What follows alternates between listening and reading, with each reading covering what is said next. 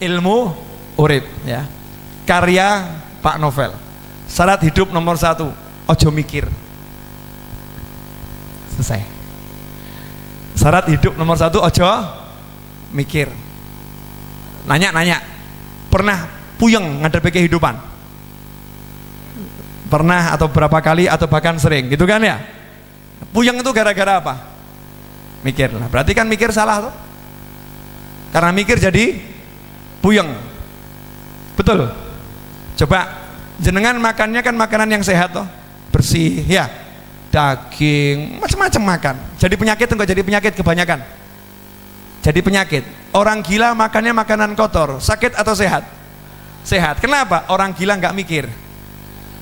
Betul kan? Tapi kalau kita mikir, tanya sama polisi, kasus kecelakaan di jalanan itu akibat orang gila atau orang yang mikir?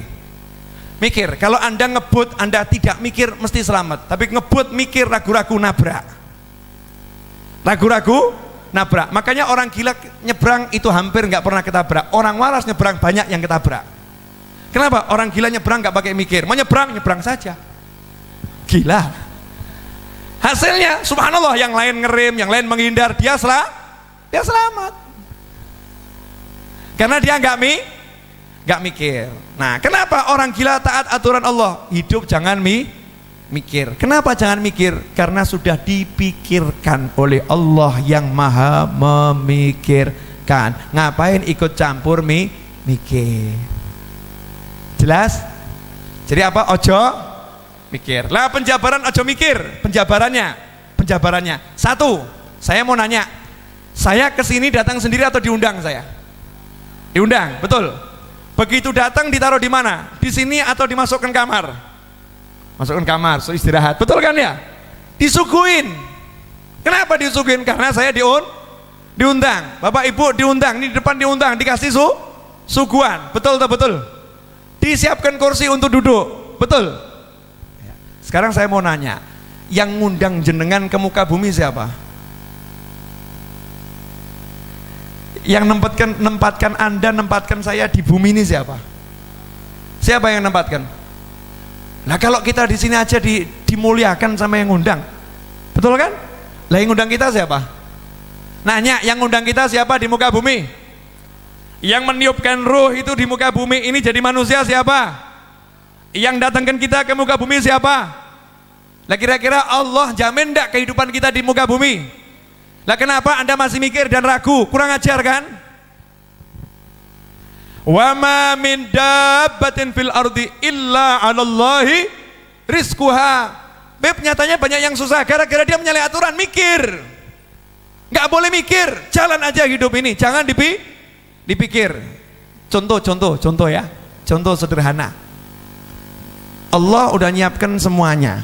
Ya, kita nggak usah mikir. Kalau kita mikir jadinya nggak bagus. Begini loh ya, misal saya datang gini, nah Beb ini ada tempat istirahatnya enggak Beb? Tempatnya royet enggak? Zen enggak tempatnya? Kira-kira gawa ada enggak? Kopi ada enggak? Teh ada enggak Beb?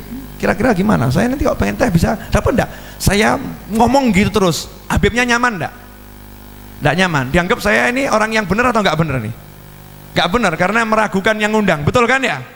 Kalau bahasa lain, bahasa Jawa, kalimat cetok, kurang ajar kan begitu ya? Nggak tahu diri, itu baru kepada beliau. Lah kepada Allah Ta'ala, Gusti ya Allah pripun ya Allah, ini besok mau makan apa ya Allah ya, ini gimana ya Allah, ini bayar SPP gimana ya Allah nih, ini nanti urusannya gimana ya Allah ya.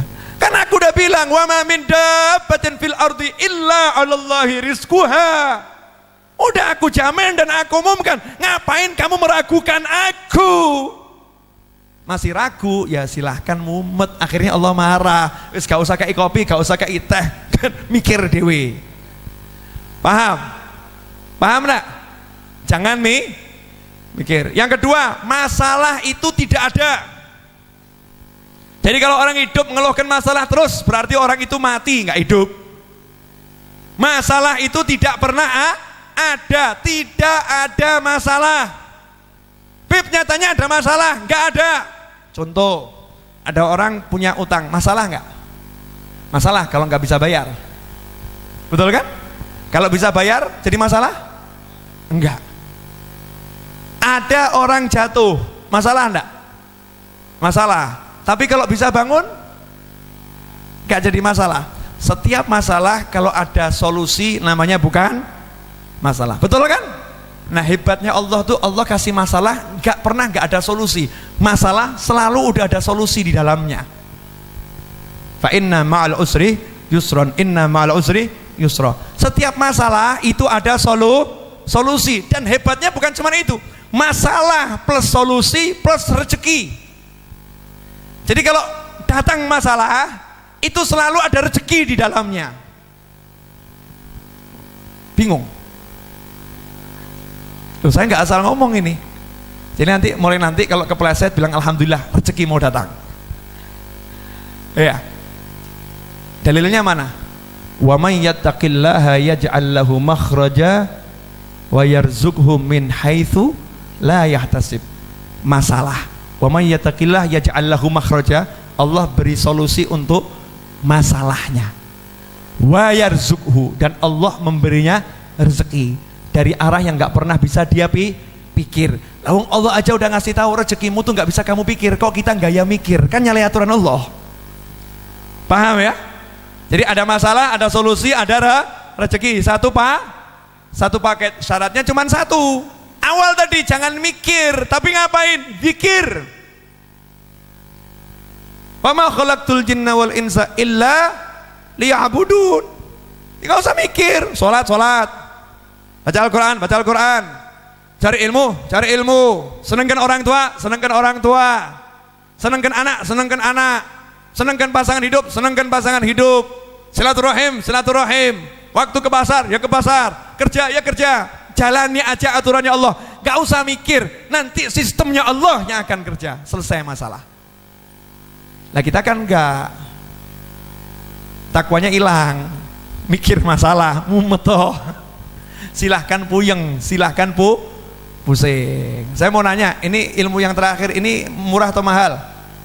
Murah, nggak bayar gratis kok ya. Nggak bayar gratis. Ya, jadi nggak usah dipikir, dan masalah itu tidak ada masalah. Makanya orang-orang soleh nggak pernah merasa bermasalah. Apapun masalahnya nyantai aja dia. Kenapa? Loh, yang ngasih masalah Allah kok, kita yang menyelesaikan, kan bodoh. Yang ngasih masalah siapa? Allah. Masa kita yang mau menyelesaikan? Bisa menyelesaikan masalah yang ngasih Allah. Baru masalah yang ngasih orang yang agak kuat aja kita bingung, gitu kan ya? Nah kalau masalah yang ngasih Allah bisa kita menyelesaikan? Gak bisa, ya biar Allah yang menyelesaikan. Biar Allah yang menyelesaikan. Sepele, simple, sederhana. Yang terakhir, sudah satu jangan mikir, yang kedua masalah itu tidak ada. Nah ini yang terakhir, bagian yang paling menyenangkan dan bagian yang paling enak. Sebetulnya keburukan itu nggak ada. Kok lihat saya gak enak semua, kenapa nih? Buruk nggak enak itu nggak ada. Karena Allah nggak akan memberikan kita keburukan dan ketidakenakan, meskipun zahirnya buruk gitu. Zahirnya nggak enak. Maka dikatakan al khair wasyarr bimasyiatillah. Baik dan buruk itu kehendaknya Allah. Sedangkan Allah tidak berkehendak untuk memburu-burukan hambanya. Semua baik, hambanya saja yang bermasalah. Saya kasih contoh boleh? Bu, punya suami ganteng nikmat atau enggak nikmat? Nanya, punya suami ganteng nikmat atau enggak nikmat? Jawabnya lama kan? Kenapa? Dalam benak seorang istri nggak ada suami ganteng kalau masih lihat kegantengan orang lain. Betul kan?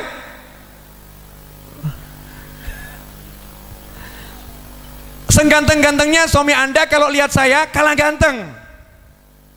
Misal gitu ya.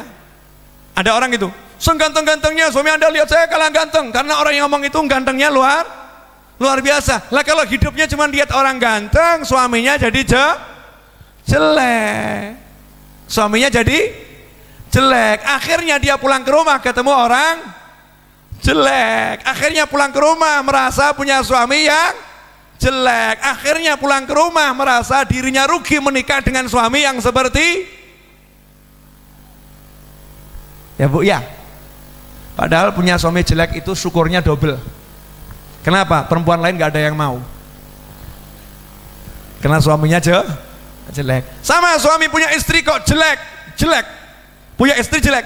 Lihat istri orang lain kok cantik, lihat wanita lain kok cantik. Semakin lihat yang cantik-cantik, yang udah nyata-nyata jelek ini semakin jelek. Gak usah pakai lihat yang lain aja udah jelek, apalagi lihat yang lain jadinya jelek. Betul. Nah, ada satu aturan hidup yang kita langgar. Udah diperingatkan sama Nabi, aturan hidup. Urusan dunia ini ya, ganteng, sugih, melarat, sehat, sakit, urusannya begitu-begitu. Jangan pernah lihat yang lebih sukses, dan bahkan jangan pernah lihat orang sukses. Suruh lihat orang yang susah. Itu aturannya Nabi. Lihat aja yang lebih susah, udah itu aturan Nabi. Kalau kita langgar aturan ketiga ini, habis semua hidup kita. Contoh, ada orang kakinya patah. Itu nikmat atau enggak nikmat? Baik atau buruk? Buruk kan? Kenapa dia lihat buruk? Karena dia lihat orang yang kakinya tidak patah. Karena dia lihat orang yang sehat, maka dia lihat yang namanya kaki patah itu buruk. Tapi coba kalau lihat orang yang punya kaki cuman separuh, kakinya dia patah, terus dia lihat masuk kampung kakinya orang itu hilang semua, separuh tok ini. Dia bilang apa nih? Alhamdulillah kaki saya dua, cuman yang satu patah. Ini satu kampung nggak punya kaki. Alhamdulillah. Dia jelek, ternyata ketemu orang yang nggak punya hidung. Alhamdulillah saya jelek, tapi wajah lengkap daripada yang itu tuh nggak punya hidung. Begitu dia lihat yang lebih jelek, lihat yang lebih susah, lihat yang lebih sakit, maka yang dia alami itu jadinya nikmat. Makanya saya katakan buruk itu nggak ada. Allah ngasih baik, cara kita lihat saja yang salah. Cara lihatnya salah. Urusan dunia jangan lihat yang atas, lihat yang bawah. Maka nunduk terus urusan dunia ini. Ya, menundukkan pandangan itu bukan cuma menundukkan pandangan dari wanita atau dari pria. Nundukkan pandangan kan dari syahwat, maksudnya itu. Syahwatnya ini loh ditundukkan. Termasuk melihat yang lebih. Tundukkan, lihat aja yang susah. Hasilnya hidup akan menjadi nikmat. Itu ilmu urip yang saya pelajari sampai usia 41 kurang dikit.